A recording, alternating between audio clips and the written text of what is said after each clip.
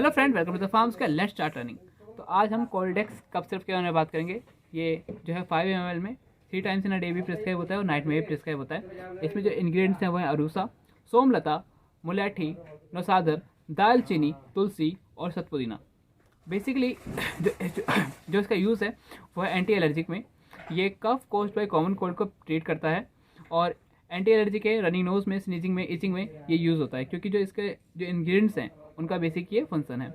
ये अस्थमा में, कई बार इन्फ्लामेशन में, कोल्ड और ब्रोंकाइटिस जैसी जो है डिजीज़ में भी ये यूज़ किया जाता है, क्योंकि जो सोमलता है इसका जो फर्स्ट इंग्रेडिएंट है उसका ही यूज़ है। तो हम देखें तो ये कफ में बहुत ही ज़्यादा अपना रोल प्ले करता है, इंपॉर्टेंट रोल उसको प्रिवेंट करने में और ट्रीट करने में। I hope you like this video. Thanks for watching, keep supporting, thanks everyone. आप लास्ट में ये देख सकते हो इसके इंग्रेडिएंट्स। Thank you.